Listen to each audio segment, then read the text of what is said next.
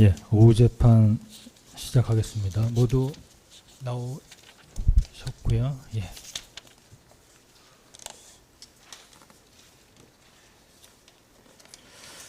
예, 오후에는 조지호 피고인 변호인께서 항소의 요지 진술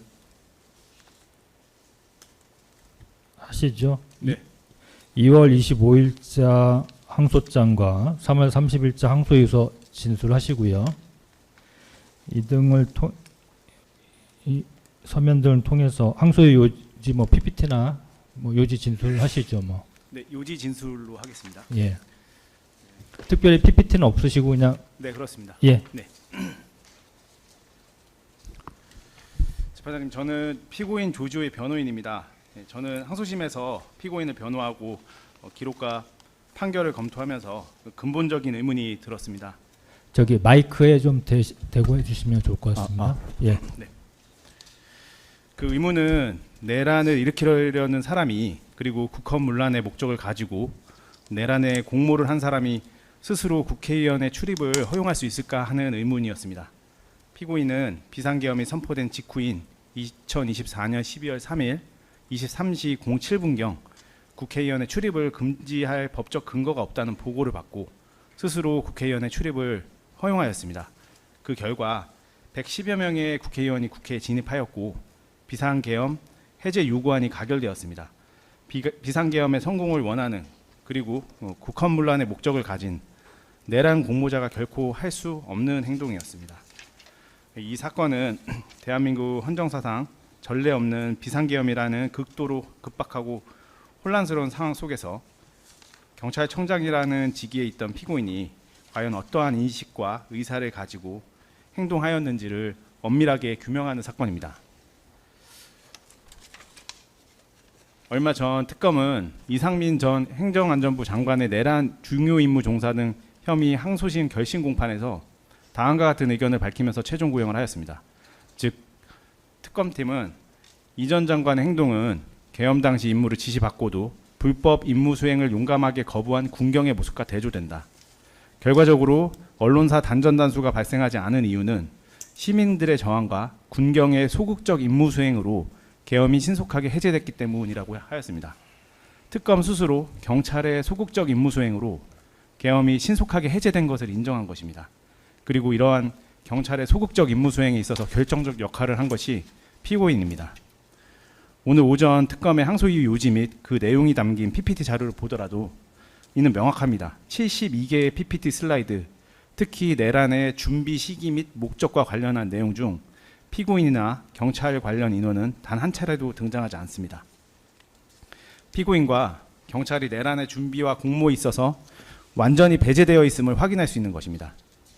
한편 특검은 피고인이 국회 경력 배치, 국회 1차 봉쇄, 국회 2차 봉쇄, 경력 증언, 차단 해제까지 중요한 부분의 결정에 있어서 직접 피고인이 관여하였다고 주장하고 있으나 오히려 피고인은 앞서 중요한 부분의 결정에 있어 일관되게 소극적으로 대응하거나 거부한 사실이 확인될 뿐입니다. 이와 관련해서 군인 같은 경우에는 상부의 지시를 거부한 사례는 있지만 경찰 같은 경우에는 상부의 지시를 거부한 사례가 없습니다. 상부의 지시를 그대로 이행하였는데 그것이 소극적인 대응 그리고 경찰의 소극적 임무 수행에 있어서 결정적 역할을 한 것이라는 점이 드러나는 것이라고 볼 수 있습니다.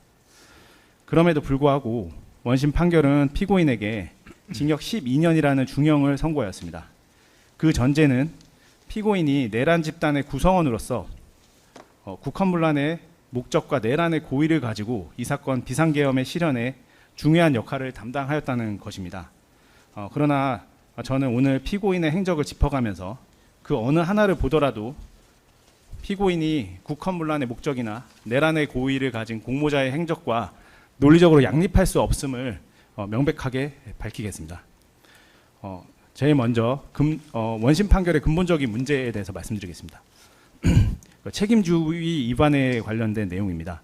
원심 판결은 대법원 1997년 4월 17일 선고 96도 3376 판결의 법리, 즉 내란 집단의 구성원으로서 전체로서의 내란에 포함되는 개개 행위에 대하여 부분적으로라도 그 모의에 참여하거나 기타의 방법으로 기여하였음이 인정되는 이상 하나의 내란을 구성하는 위 일련의 폭동행위 전부에 대해서 내란죄의 책임을 면할 수 없다라는 법리를 근거로 피고인에게 모든 행위에 대한 유죄를 선고하였습니다. 그러나 이 법리에는 결정적인 전제가 있습니다. 바로 내란 집단의 구성원으로서라는 전제입니다. 피고인이 내란 집단의 구성원인지 여부는, 즉 언제 어떠한 방식으로 공모에 가담했는지, 공동 가공의 의사와 기능적 행위 지배가 존재하였는지, 국헌 문란의 목적을 언제부터 인식하고 공유하였는지에 대한 엄밀한 심리가 선행되어야 합니다. 그런데 원심은 이 선행 심리를 전혀 하지 않았습니다. 원심 판결은 피고인의 공모 시기와 장소, 그리고 공모에 있어서 기능적 행위 지배나 역할 분담, 그리고 공모에 따른 실행 행위를 명확하게 판단하지 않았습니다. 원심 판결 1200페이지가 넘는데 분석해보면 이 사실이 명백히 드러납니다. 비상계엄 선포 이전 상황에 관한 서술에서 대통령실, 국방부, 군 관련자 부분은 105페이지에 달하며 내란의 공모와 국헌문란 목적의 형성 과정이 상세하게 서술되어 있습니다. 반면 경찰 관련자 부분은 단 6쪽에 불과하고 이마저도 내란의 공모나 국헌문란 목적의 형성 과정이 전혀 나타나 있지 않습니다. 오늘 오전 특검의 항소위 요지 및 그 내용이 담긴 PPT 자료를 보더라도 내란의 공모나 국헌문란의 목적의 형성 과정에 관한 문서나 행태가 전혀 드러나 있지 않습니다. 피고인 윤석열과 김용현 그리고 군 관계자들이 2023년 이전부터 준비해온 모습, 그 이후에 계속적으로 여러 사람에게서 나타나는 메모, 7차례에 걸친 모임 등과 피고인 및 경찰은 아무런 관계도 없습니다. 피고인은 비상계엄 당일에 이르러서야 피고인 윤석열로부터 일반적인 통보, 그것도 질서 유지를 잘 해달라라는 통보를 받았을 뿐입니다. 이렇게 질서 유지를 잘 해달라라는 내용은 원심 판결도 인정하는 사실입니다. 이것이 무엇을 의미하겠습니까? 원심 스스로도 피고인이 내란을 사전에 공모하거나 국헌문란의 목적을 형성한 과정이 없었음을 인정하고 있는 것입니다. 그럼에도 원심은 피고인을 계엄 주도 세력과 동일하게 취급한 후 그 지위에 따라 기계적으로 양형을 나누어 피고인에게 징역 12년을 선고하였습니다. 이는 책임 없는 자에게 형벌을 부과할 수 없고 책임에 비례하여 형벌을 부과해야 된다는 형벌에 관한 책임주의 원칙에 정면으로 반합니다. 이에 대해서 이제 순차적으로 말씀드리겠습니다. 피고인이 비상계엄 계획에서 완전히 배제되어 있었던 점을 말씀드리겠습니다. 피고인 윤석열 대통령은 최종 변론에서 이렇게 말했습니다. 원래 경찰은 동원할 계획은 없었는데 김용현 국방부 장관이 준비된 군이 부족하다고 하여 갑작스럽게 안가로 오라고 하게 되었다. 경찰청장과 서울경찰청장은 부임 이후 식사를 한 번도 못했는데 아마 식사하는 줄 알고 왔던 자리에서 그런 상황을 만들게 되어 경찰청장과 서울경찰청장에게 미안하다. 내란을 주도한 대통령 본인이 직접 인정한 것입니다. 피고인은 원래 비상계엄 계획에 포함되어 있지도 않았다고 이렇게 인정한 것입니다. 피고인은 2024년 12월 3일 저녁 경찰청장 임명 이후 처음으로 대통령과 식사를 하는 자리인 줄 알고 안가로 갔습니다. 그 자리에서 대통령과 대면한 시간은 불과 10여 분이었고 그마저도 대통령의 일방적인 시국 불만 토로를 경청하는 데 소요되었습니다. 이를 군 관계자들과 비교해 보겠습니다. 곽종근 특전사령관은 비상계엄 선포 당일 오전부터 부대원 비상 소집과 헬기 출동 훈련 준비를 지시하였습니다. 여인영 방첩사령관은 비상계엄 한 달 전부터 관련 메모를 작성하여 준비하였습니다. 이진우 수방사령관은 비상계엄 선포 이전부터 핵심 참모들을 불러들였습니다. 반면에 피고인은 어떻게 했습니까? 안가 회동 후 집으로 돌아갔습니다. 저녁 식사를 하고 휴식을 취하였습니다. 아무런 사전 준비도 하지 않았습니다. 피고인이 공간으로 귀가하자 집에 있던 아내가 저녁 먹고 온다더니 왜 이렇게 일찍 왔어요? 라고 말하기도 하였습니다. 이것을 내란 공모자의 행적이라고 볼 수는 없는 것입니다. 다음으로 피고인의 행적이 내란 공모자와 논리적으로 양립할 수 없다는 점을 말씀드리겠습니다. 피고인의 비상계엄 당일 행적을 시간 순서대로 살펴보겠습니다. 일단 비상계엄 당일 23시 07분경에 국회의원 출입을 허용했습니다.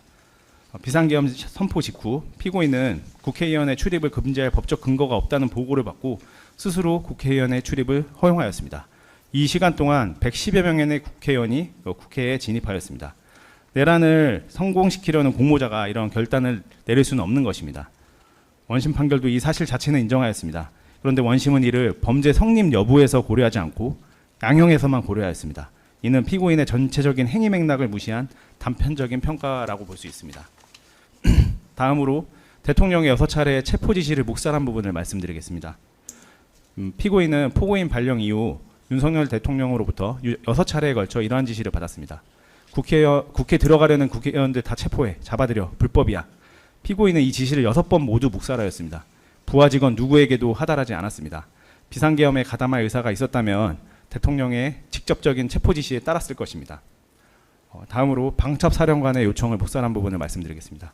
피고인은 여인영 방첩사령관으로부터 안보수사 요원 100명 지원 등 및 정치인 등 15명의 위치 추적을 요청받았으나 이를 부하 직원 누구에게도 전달하지 않고 철저히 묵살하였습니다.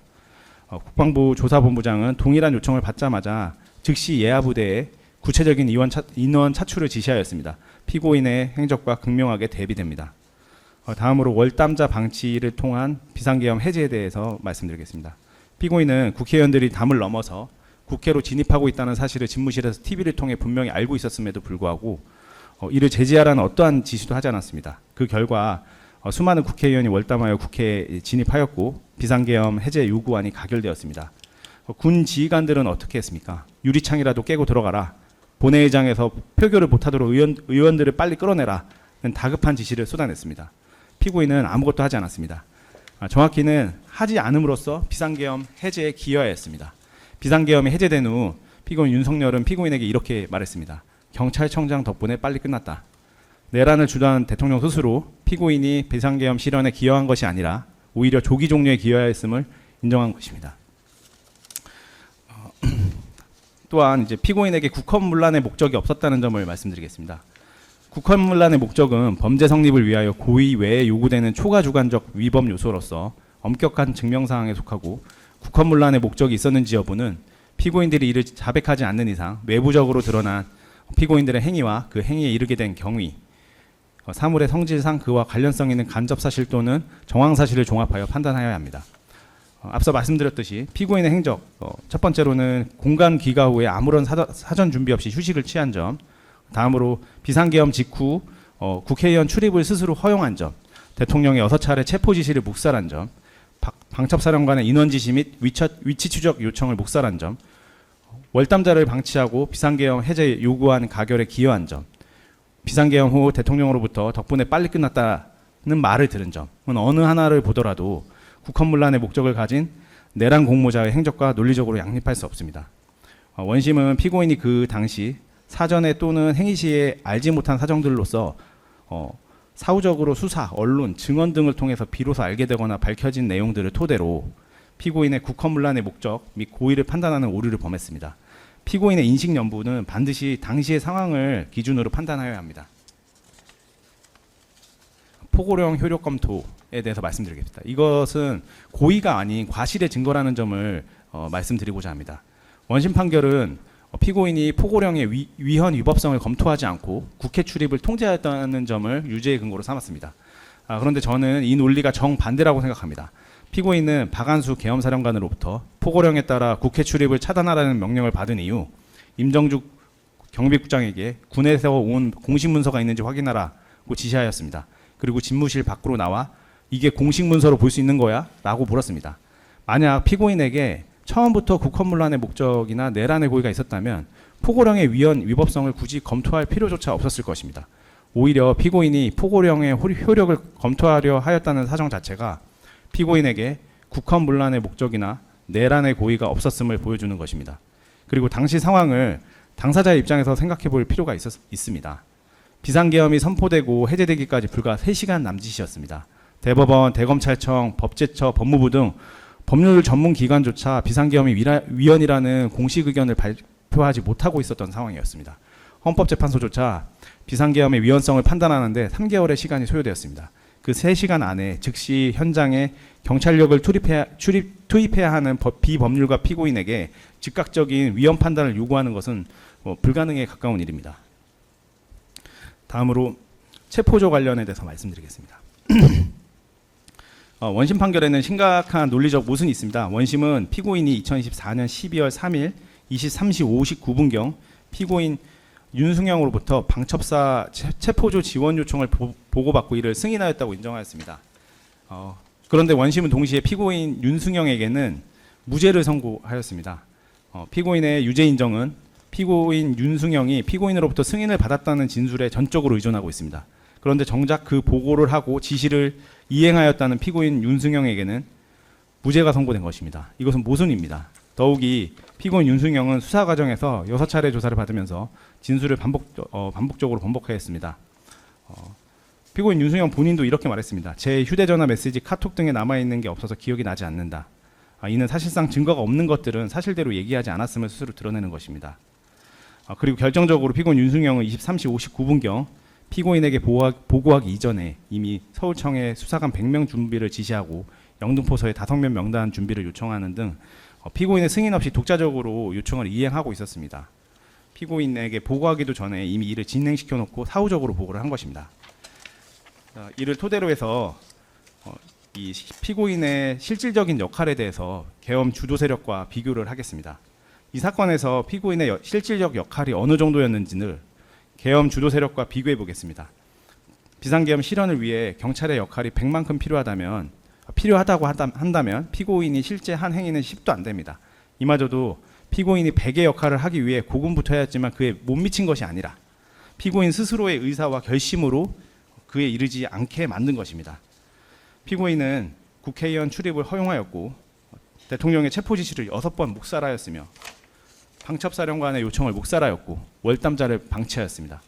반면에 군 지휘관들은 수개월 전부터 치밀하게 준비하였고 당일 부대를 사전 소집하였으며 비상계엄 해제를 막기 위해 유리창이라도 깨고 들어가라는 지시를 쏟아냈습니다.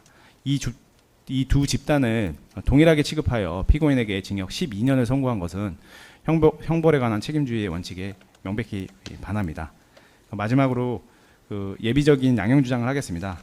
피고인의 건강 상태에 대해서 말씀드리겠습니다. 피고인은 현재 희귀 난치성 혈액암인 골수 형성 이상 증후군 고위험군 환자입니다. 경미한 세균 감염조차 폐혈증 등 치명적인 결과로 직결될 수 있는 위독한 상태입니다. 피고인은 현재 4주에 1회 7일간 항암 치료를 받고 있습니다.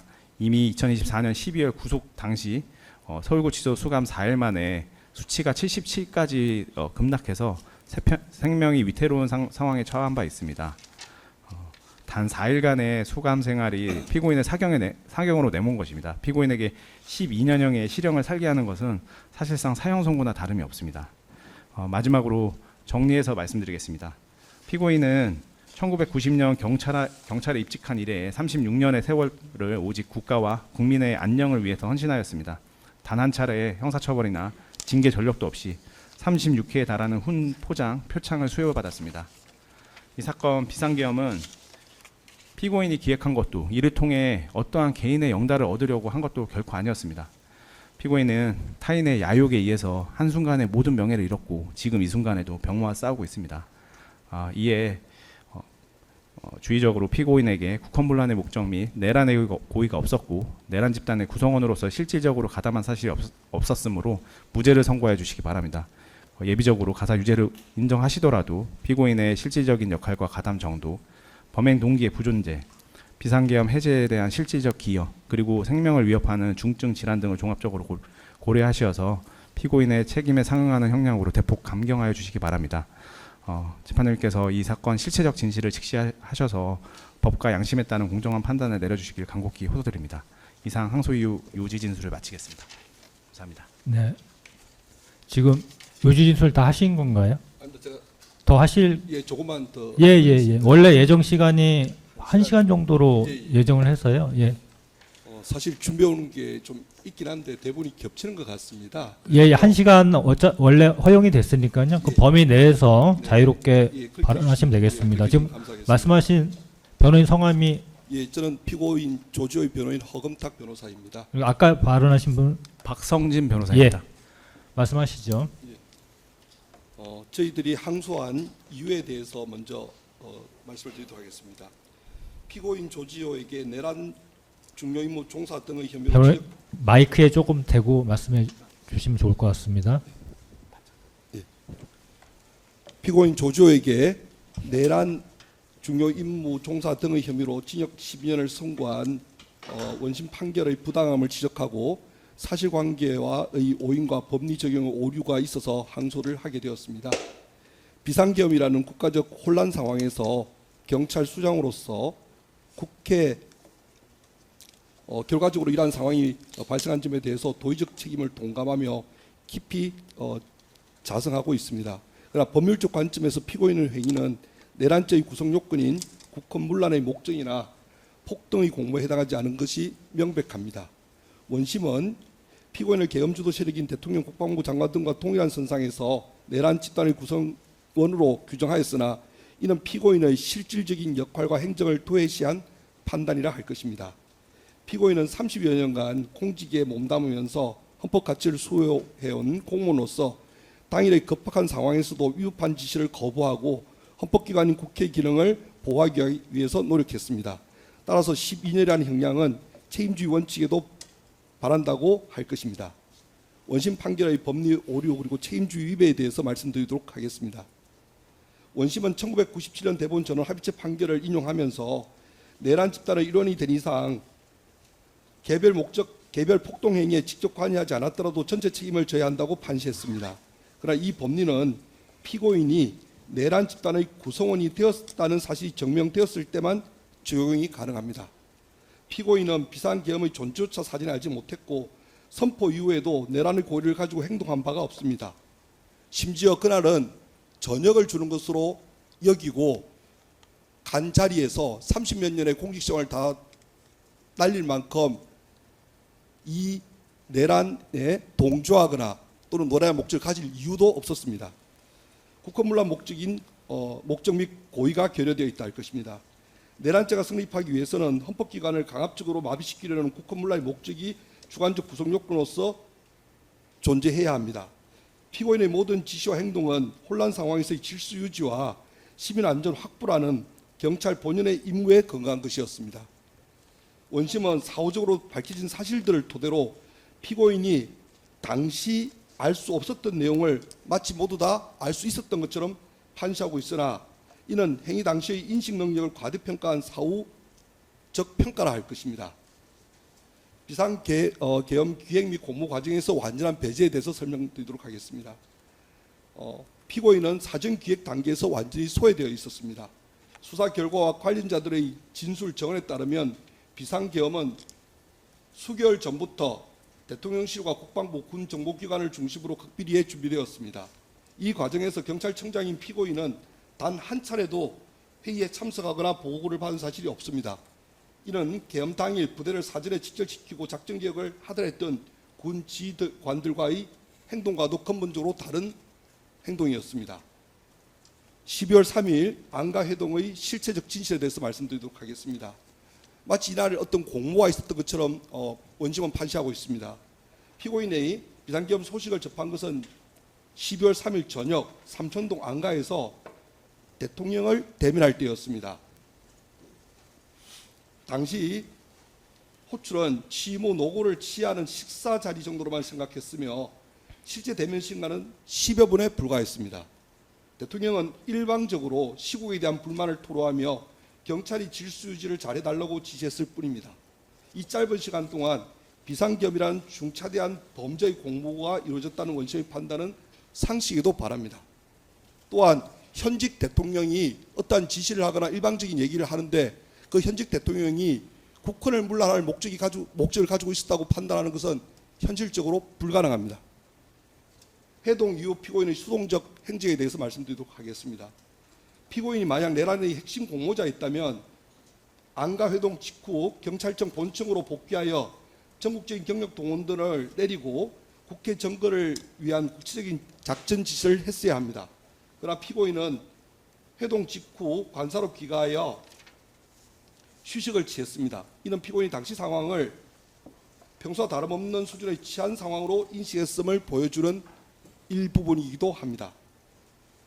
위헌 위법 지시에 대한 일관된 거부 및 묵살에 대해서 말씀드리도록 하겠습니다. 피고인은 비상계엄 이후 하달된 명백히 위법한 지시들에 대해서는 수장으로서 가질 수 있는 최선의 방어적 태도를 취했습니다. 국회 체포 지시의 6회 연속 묵살에 대해서 설명드리도록 하겠습니다. 대통령은 계엄 선포 직후 피고인에게 전화해서 주요 야당 의원들을 지목하며 즉시 체포할 것을 강압적으로 지시하였습니다. 피고인은 이 지시가 헌법상 불체포 특권을 침해하는 위법한 명령이라고 생각하고 단 한 건의 체포 지시도 현장에 전달하지 않았습니다. 이런 내란의 성공을 바라는 공모자의 태도라고 할 수 없을 것입니다. 그리고 국권을 물란한 목적이었다면 가질 수 없는 태도라 할 것입니다. 군 정보기관의 지원 요청도 거절하였습니다. 방첩사령관 여인영은 국회의원들의 위치 추적과 근거를 위해 경찰의 정보력과 인력을 지원해달라고 강력히 요구했습니다. 피고인은 이를 실무부서에 전달하지 않고 단호히 거절함으로써 경찰력이 정치적 목적으로 악용되는 것을 막았습니다.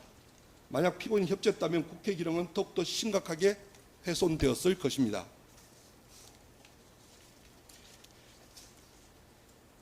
국회 상황에 대한 사실 오인 바로잡기에 대해서 설명하도록 하겠습니다.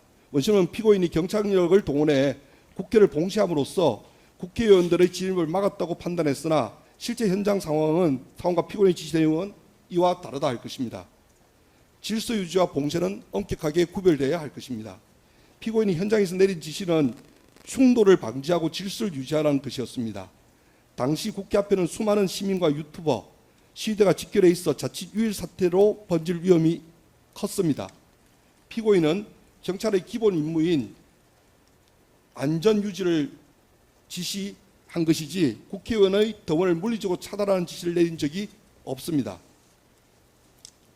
투입 경제 당시 국회에 배치된 경찰 병력은 수백 명 수준이었고 이는 수천 명의 인파를 통제하기는 턱없이 부족한 규모였습니다. 진정으로 국회를 봉쇄할 의사가 있었다면 서울 시내의 수십 개 기동대를 적극 투입했을 것입니다. 소규모의 병력만을 배치한 것은 피고인에게 국회 마비라는 내란의 목적이 없었음을 반증한다 할 것입니다.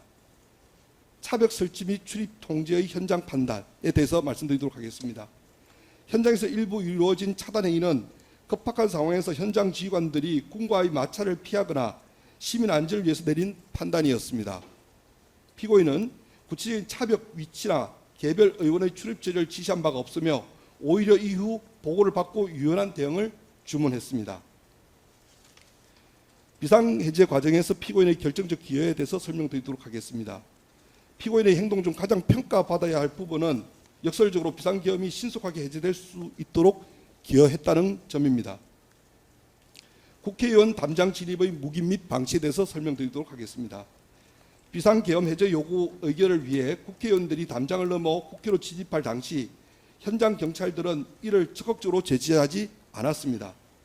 이는 피고인이 무리한 물리적 행사를 자제하라고 지시한 결과입니다. 경찰의 이러한 방치 덕분에 수많은 국회의원이 추가로 진입하여 의결 정족수를 채울 수 있었던 것입니다.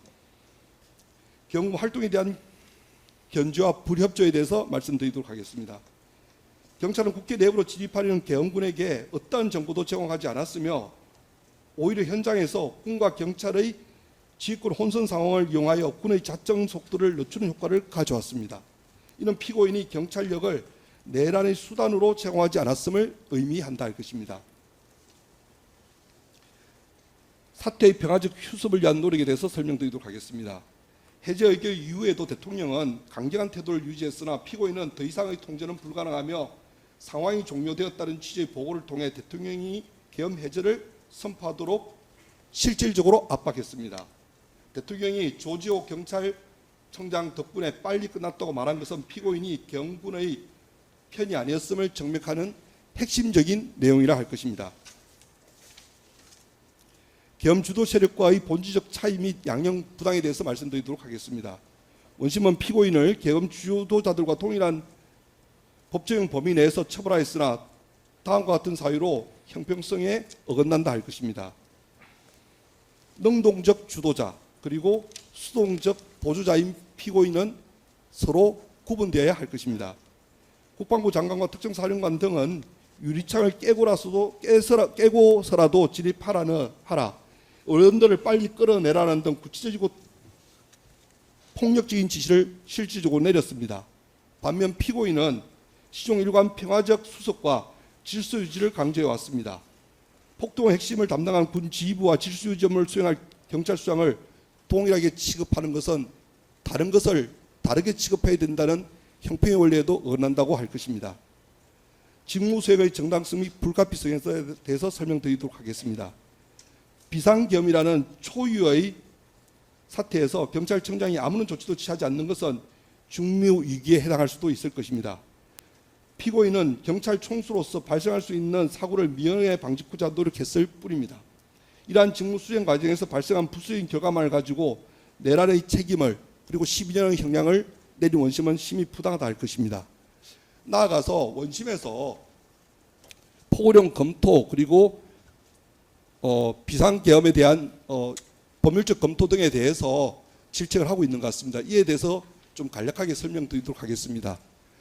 본 변호인이 알기로는 여기 있는 검사님들도 비상계엄 당일날 문자를 받고 각 검찰청에 등원했던 것으로 알고 있습니다. 등청했던 것으로 알고 있습니다. 이렇게 검사들이 문자를 받고 비상계엄 시국하에 검찰청에 등청했던 것은 내란에 동조하기 위한 것이었습니까? 아닐 것입니다. 국헌문란을 위한 것이었습니까? 아니었을 것입니다. 하물며 현장 투입 부서인 경찰수장이 현장에서 질서 유지와 안전을 위해서 투입한 행위를 국헌문란의 목적이나 고의가 있다고 평가할 수는 없을 것입니다. 나아가 포고령 검토와 비상계엄에 대한 검토도 제 얘기가 아니라 법원 행정처장인 천대엽 대법관께서 법사위에 나가셔서 했던 말들을 그대로 읽어드리도록 하겠습니다. 이 내용은 민주당의 장경태 의원이 천대엽 대법관에게 질문했던 내용에 대한 대답들입니다. 국가중대 사안인 만큼 제가 좀 차분히 답변을 하겠습니다. 10시 23분에 비상계엄이 선포된 걸로 보이고요. 그리고 제가 비상간부회의 참석한 것은 12시 50분입니다. 그 전에 아마 일부 차장과 실장 중에서 긴급 상황이니까 일부 모여서 이런저런 이야기를 하면서 저희들 보고 와달라는 연락을 한 것 같습니다. 그래서 지금 말씀하신 것처럼 제가 이야기 듣기로는 공식적인 겸사에서의 협조 요청이라든지 공문 접수는 전혀 없었다 이렇게 확신을 했습니다. 제가 그래서 파악하기로는 12시 50분에 제가 왔는데 안전관리시설 담당자가 겸사로부터 사무관 파견 요청 수령 시점은 12시 56분이라고 그럽니다.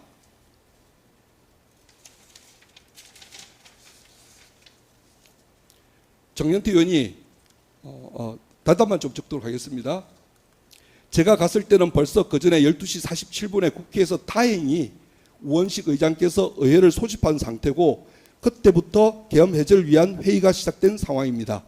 그래서 저희들이 제가 갔을 때는 텔레비전을 보면서 이 해제 절차가 진행되는 상황이고 거기다가 여러 가지 검토 이야기가 좀 나온 것 같습니다.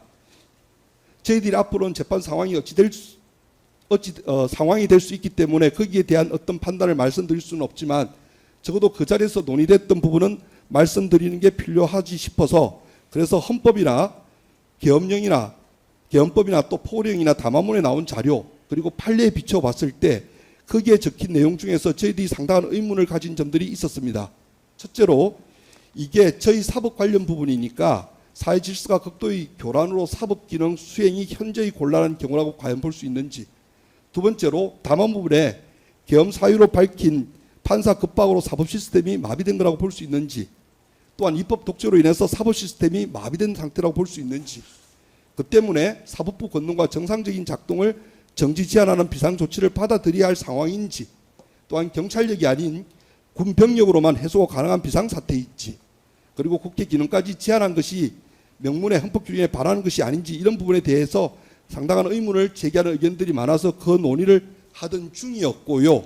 그 과정에서 말씀드린 것처럼 다행히 국회에서 해제 결의가 있었고 헌법에 따르면 해제 결의는 당연히 대통령이 수락하도록 되어 있었기 때문에 저희들은 상황이 종결된 것으로 봤습니다. 이 말씀을 요약드리자면 현장 투입 부서는 바로 현장에 투입돼야 되는 경찰 부서는 공권력을 투입할 수밖에 없었습니다.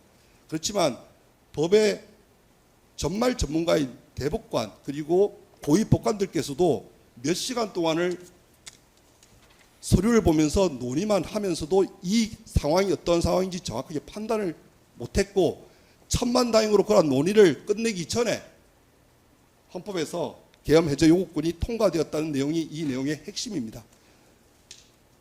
많은 사건들을 보면서 느끼는 것 중에 하나가 현장 투입되는 경찰 부서에게 사후적으로 수많은 인력과 수사와 정보와 정언을 통해서 비로소 파악되었던 그 내용들을 왜 출동 당시에는 몰랐느냐고 질책하는 경우가 굉장히 많습니다. 이는 그 행위 당시에 피고인이 인식했던 사정과는 전혀 다른 것들을 이유로 피고인을 질책하는 것이 다름 아니라 할 것입니다. 이런 점이 원심에서 가장 큰 문제라고 생각합니다. 이상입니다. 예, 항소의 요지 진술 다 마치신 건가요? 예, 그렇습니다. 예. 예, 조지호 피고인이 주장하는 항소의 요지도 지금 변호인께서 말씀하셨던 항소의 요지와 같습니까? 그렇습니다. 항소의 요지와 관련해서 특별히 뭐 하실 말씀 있으십니까? 있으시면 말씀하십시오. 특별한 거 없습니다. 네, 특별히 없으십니까? 예. 지금 조지호 피고인 변호인께서 5월 13일자로 절차에 관한 의견서 제출하셔서 저희 재판부가 내용을 확인했는데요. 지금 오늘 절차는 아마 다른 피고인들 그 항소유 요지 진술의 준비가 원래 다음 기일로 예정돼 있어서 아마 다음 기일에 진행을 해야 될 것 같고요. 그래서 다음 기일에 다른 피고인들 항소유 요지 진술하고 그다음에 상대방 항소유 요지에 대해서 뭐 답변 내지 반박하는 절차하고 1심 증거조사 결과에 대한 의견 절차 정도를 다음 기일에 진행할 예정인데요. 다음 기일에는 조지호 피고인이 출석하는데 문제가 없습니까? 최대한 참석하겠습니다. 예, 괜찮으신가요? 예.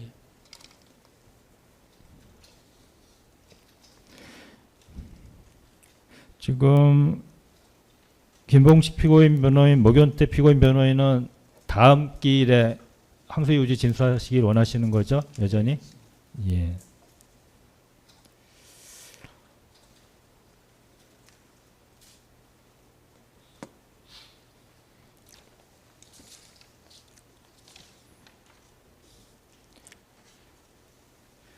예, 그럼 다음 기일 일단 그 절차를 말씀드리면 5월 21일 10시에 지금 김봉식 피고인 그 다음에 한 10시 30분 내지 40분에 목연태 피고인 항소의 요지 진술을 진행하고 그 다음에 상대방 항소 이유에 대한 각각의 답변 내지 반박 절차를 아마 오전 중으로 진행할 수 있을 것 같습니다. 그렇게 진행을 하고요. 그리고 뭐 1심 증거조사 결과에 대해서 뭐 간단히 확인을 하면 그때 아마 같이 할 수도 있고 그건 항소의 요지 진술 진행 여하에 따라서 조금 유동적일 수 있을 것 같습니다. 뭐 그 정도 진행을 하고요. 그 다음에 이제 오후에 지금 원래 오늘 항소의 요지 진술이 많이 진행될 것으로 예상해서 21일 오후까지 모두 다 그런 내용으로 예정을 했었었는데요. 아마도 5월 20일 오전 내지 오후 한 1시간 정도 진행하면 나머지 절차는 진행이 모두 다 종료할 것으로 예상이 됩니다. 그래서 그 다음에는 지금 특검 측에서 혹시 준비가 되신다면 윤승영 관련 YTN 뉴스 영상 시청하고 그 다음에 피고인 윤승영 관련해서 탄핵 증거로서 지금 피신조서 3개를 지금 의견서를 같이 아울러서 준비하신다고 하셨는데 그게 혹시 다음 기일에 진행이 가능하면 그 절차를 좀 진행하면 어떨까 싶은데 어떠실까요? 특검 측은 준비가 되실지 모르겠네요. 네. 서성광 감사합니다. 그 YTN 뉴스 속보는 그 피고인 윤승영이 당일날 봤다는 부분만 보면 되기 때문에 크게 시간을 많이 걸리지는 않을 것 예, 같습니다. 뭐또 예. 13분 정도 네, 13분 정도 예, 될것 그 정도니까 뭐 전체 다 봐도 상관없을 것 네. 같고요. 예. 다만 탄핵 증거와 관련해서는 저희들도 내부 좀 검토를 해봤는데 그 원심에서 피고인 윤승영께서 직접 어떤 피고인 신문이든 증인 신문이든 법정으로 증언 진술을 한 내용이 없습니다. 다만 이제 의견서 서면으로만 개략적인 입장을 확인한 부분이기 때문에 탄핵 증거로 저희가 어느 부분의 진술을 어떤 증거로 탄핵하겠다는 것을 좀 구체적으로 명확하게 하기 위해서는 피고인 윤승영에 대한 증인 신문이든 피고인 신문이든 어느 정도 법정 진술을 구체적으로 명확하게 입장을 들어봐야지 저희가 그 부분이 준비될 것 같습니다. 따라서 이제 그 YTN 시청은 준비가 가능하지만 그 탄핵 증거 관련해서는 일단 피고인 윤승영의 법정 진술을 저희가 그 명확하게 확인하지 못한 상황에서 다음 기일에 저희가 바로 준비하는 것은 조금 어려운 상황으로 저희 이해됩니다. 네. 예. 근데 지금 말씀하신 취지가 피고인 윤승영에 대한 법정 진술이 특별히 없다는 기존에 법정에서 진술한 내용이 없다는 취지인가요? 네, 그렇습니다. 의견서를 통해서 뭐 전체적인 혐의 유무나 이런 부분에서는 의견을 밝힌 적은 있는데 저희가 이제 개별적으로 당시에 그 정황 사실에 대해서는 저희 특검 측에서도 또 변호인 측에서도 신문을 통해서 그 진술을 직접 확인한 바는 없습니다. 원심에서는.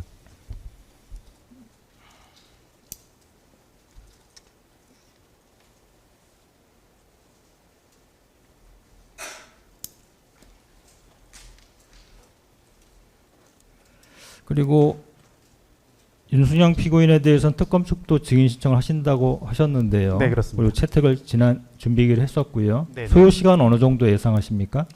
저희도 증인 신문에 대해서는 어차피 피고인 조지호에 대한 부분이기 때문에 저희들도 이제 오래 걸리지는 않을 것 같습니다. 그래서 저희들도 그 뭐 넉넉 잡아서 1시간 이내로 저희가 준비할 수 있을 것 같습니다. 예. 조지호 피고인 측은 그때 그 신청서상으로는 2시간 정도 네, 예정하셨는데 맞습니까? 예, 실제로 그렇게 안 걸릴 수도 있습니다. 예? 실질적으로 그렇게 안 걸릴 수도 있습니다. 예, 예. 재판장님, 특검 전송감사합니다. 혹시 그 차회길 오후에 만약에 YTN 시청이나 이런 것들이 이어질 것 같으면 뭐 가능하시다면 피고인 윤승영에 대한 증인 신문도 저희가 만약 준비도 해서 가능도 할 것 같다는 게 저희 의견입니다. 네. 혹시 조지호 피고인 측은 준비가 가능하실까요? 21일 오후에. 제가 그날 재판이 좀 많은 관계로 이렇게 공동 변호인하고 하더라도 좀 그날은 좀 어려울 것 같습니다. 21일은 어려우신가요? 준비하시기가? 예, 그렇습니다. 기존에 있던 지정된 기일들이 있었는데 이게 원활하게 변경되지 않거나 복대기를 구하지 않거나 못하거나 이런 상황이 좀 돼 있는 상황입니다. 그래서 다른 날로 예. 해주시면 좋겠습니다. 허금탁 변호사님이 신문을 하실 예정이신가요? 저하고 둘이서 번갈아가면서 이렇게 할 예정입니다.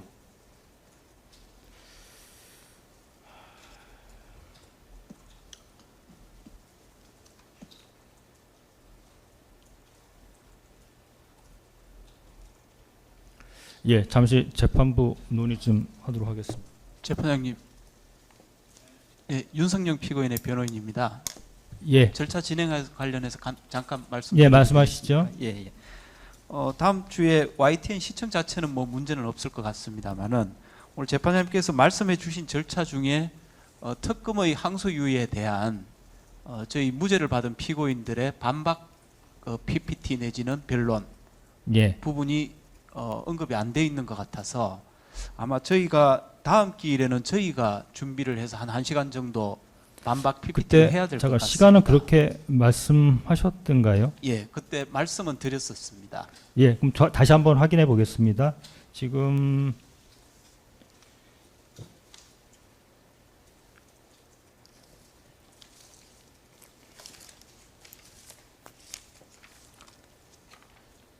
예, 윤승영 피고인 측은 특검의 항소 요지에 대한 반박 진술로 1시간 정도 PPT 예정하신다는 예, 뜻인가요? 그렇습니다. 예, 예.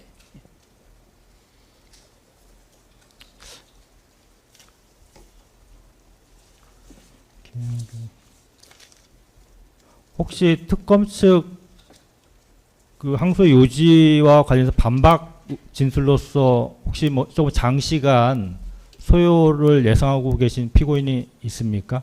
윤순영 피고인 외에 다른 피고인들은 그냥 뭐 한 10분 내로 다 반박 진술하실 예정이신 거고요. 예, 가능할 것 같습니다. 10분 정도. 예, 그러니까 그러니까 PPT라거나 뭐 30분 이상 걸리거나 그런 지금 피고인 측은 없으신 거죠? 반박 진술로서. 지금 윤승영 피고인 측은 무죄를 선고받았고 거기에 대해서 오늘 특검 측에서 항소 유지 진술을 자세하게 했기 때문에 거기에 대해서 반박 필요성이 있어서 그거를 반박하시겠다는 뜻이신 거죠? 예. 예. 그러면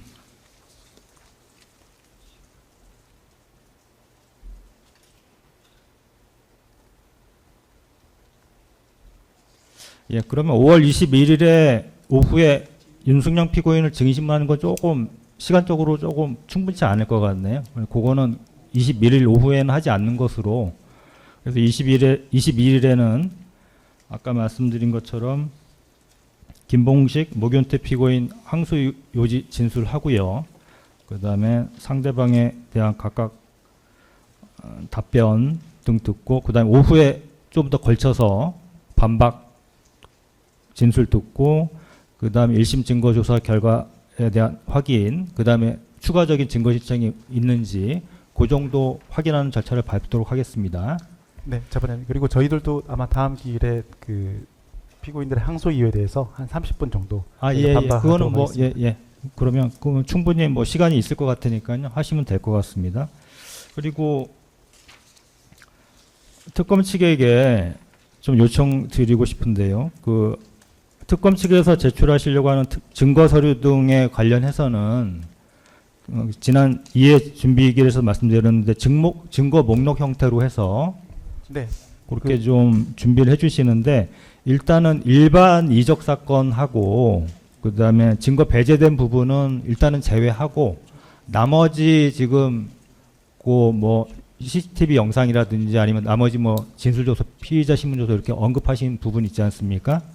네, 그런 걸 갖다가 저희가 지금 그 증거 목록이 지금 1심에서 1 내지 13기록으로 지금 명명이 돼가지고 정리가 돼 있는데, 그걸 저희가 어떤 해당 하나의 기록의 연번으로 정리하는 게 좀 적절치 않은 것 같아서 저희는 순번 1번부터 항소심 증거 기록으로서 순번 1번으로 이렇게 하려고 하니까요. 순번 1로 해서 그냥 쭉 그 연번을 그렇게 매겨서 제출을 해주시기를 요청드리겠습니다. 네, 사실 그 재판장님 지휘에 따라서 저희가 추가 증거 목록을 작성은 해왔고, 다만 번호는 저희가 그 원심 그 재판 과정에서 낸 것들은 추가 증거 순번으로 이렇게 그 번호를 매겨왔습니다. 그래서 그게 아마 원심에서는 1515번으로 끝나서 그러니까 1515번까지가 돼 있는데 네네. 그게 아마 11기록인가에 1515번까지가 돼 있는데, 네, 그거는 이제 저희가 수사기관에서 작성했던 것이 아니라 원심이 시작되고 난 다음에 공판 과정에서 추가로 증거된 것들만 따로 모았는데, 그러면 이제 저희가 그 목록은 작성해 왔는데 지휘에 따라서 예, 그 그것도 그냥 항소심은 같이 다시 이제 일괄해서 항소심에서 제출이 돼서 하여튼 증거조사, 증거 하실 그런 계획이 있는 증거 서류에 네네, 대해서는 알겠습니다. 순번 1번부터 해서 그냥 조금 번거로우시겠지만 그렇게 좀 정리를 네, 부탁드리겠습니다. 알겠습니다. 기일 외라도 저희가 신속하게 제출하도록 하겠습니다. 예, 그래서 적어도 21일 다음 기일에 법정에서 교부가 될 수 있게끔요. 그 증거 목록이라도 조금 네네. 확정해가지고 준비를 해주시기 바랍니다. 네, 알겠습니다. 증거 목록은 준비됐고 순번만 좀 수정해서 예, 바로 예, 제출하도록 예, 예. 하겠습니다. 네. 그래서 그게 제출이 되면 피고인 측에서는 그 증거 목록에 따른 해당 증거 서류들을 보시고요. 동의, 부동의 등 그 증거에 대한 의견을 밝혀 주시기 바랍니다. 그러면 그 의견에 따라서 절차를 진행하도록 하겠습니다. 특검 측 증거 서류에 대해서는 그렇게 진행하도록 하겠고요. 그리고 혹시 피고인 측도 피고인 측의 증거 뭐 서류 등 그런 증거를 제출할 게 있으시면은 기존에 1심에 냈던 거에 연번으로 그냥 그거는 뭐 순번으로 그대로 이어서 제출을 하시면 되겠습니다. 뭐 따로 항소심이라고 해서 1번부터 하실 필요는 없으시고요. 피고인 측 그렇게 복잡하지 않으니까 기존에 제출하셨던 순번이 있으면 그 순번에 이어서 연번으로 해서 제출을 하시면 되겠습니다.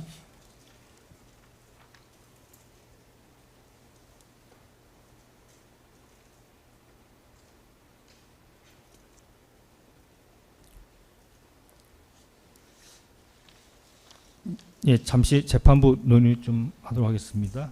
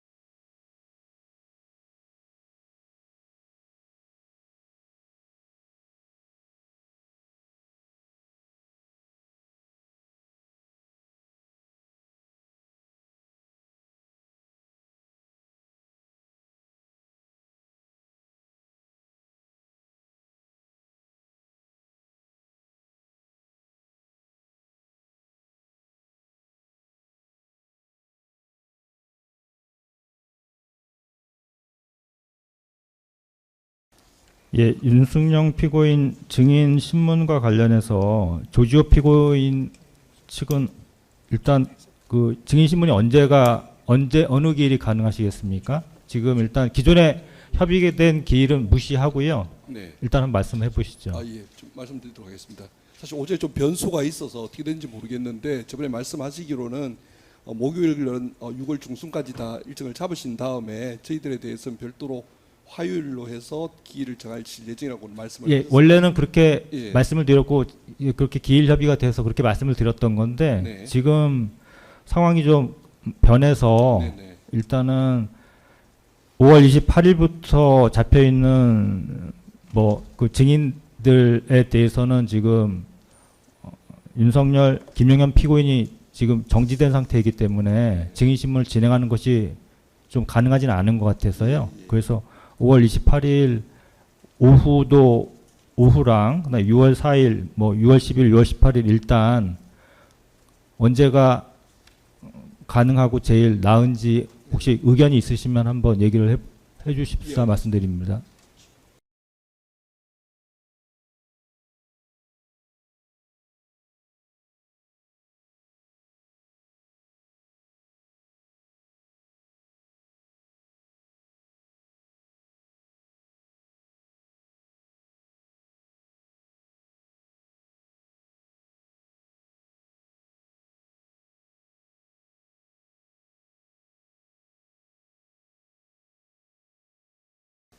6월 11일 오후 가능할 것 같습니다. 6월 11일이요. 예, 11일 오후. 예.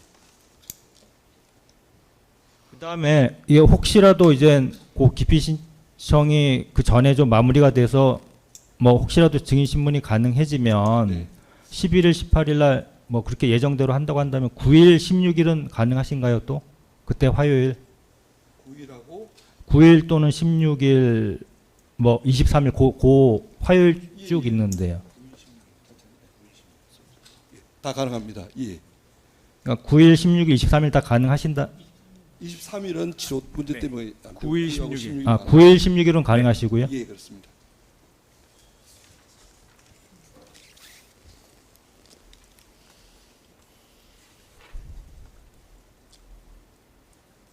그러니까 9일, 11일, 16일, 18일 다 가능하시다는 뜻이신 거죠? 그러니까 화목 그렇게 두 주에 걸쳐서 9일, 11일, 18일 저희들이 좀 어려울 것 같습니다. 아 18, 네, 9일, 11일, 16일 이렇게. 아 예.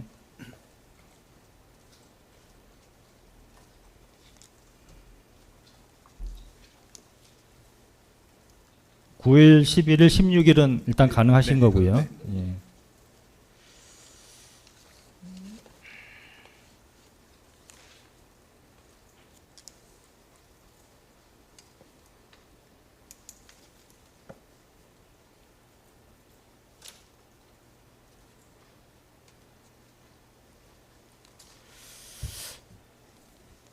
예, 그 5월 28일부터 6월 18일까지 지금 특검과 피고인 윤석열 또는 피고인 김영현이 공통 신청했던 증인 신문 관련해서는 지금 기일 협의를 해서 일단 어느 날짜에 어떤 증인을 신문할 것을 이렇게 지금 예정을 하고 있었는데요.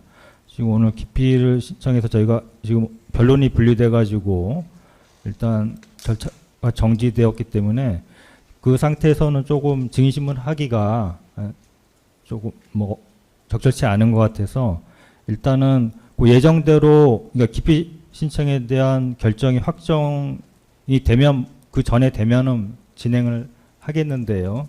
그게 확정이 안 되면 불가피하게 그건 좀 일정이 좀 달라질 수 변경될 수 있다라는 점 미리 좀 말씀드리겠습니다.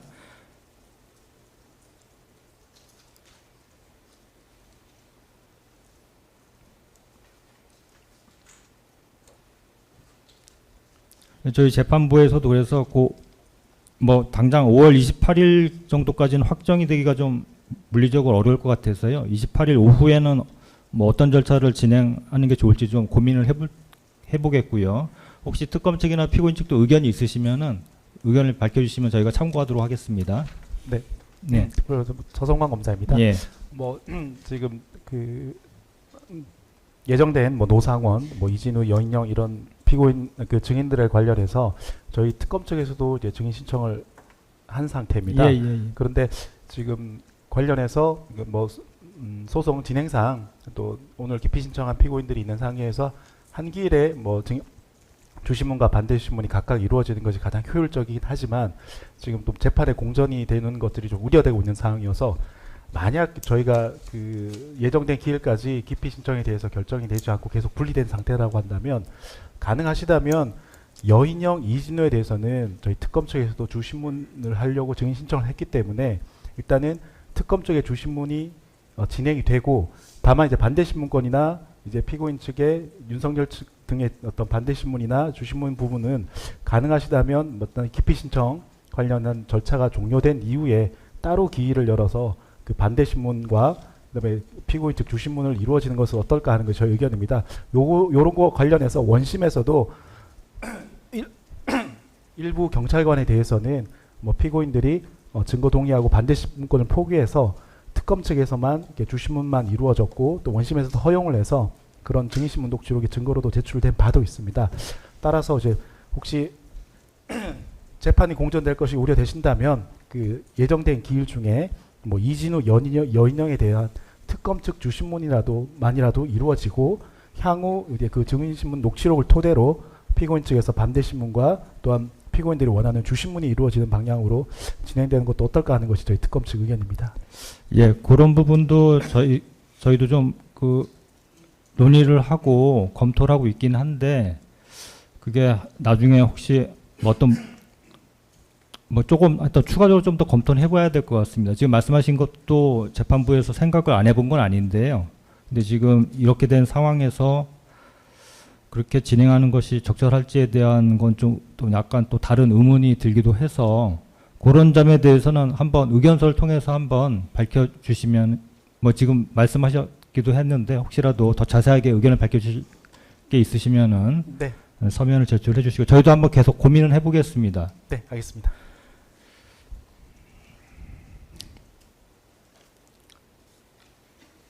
예, 그러면 일단 5월 21일 날 진행할 것에 대한 거를 말씀을 드렸고요. 5월 21일 하여튼 그 항소유 요지 진술 두 피고인에 대한 부분, 그다음에 쌍방의 상대방에 대한 항소유에 대한 반박, 그다음에 1심 증거조사 결과 등에 대한 의견, 그다음에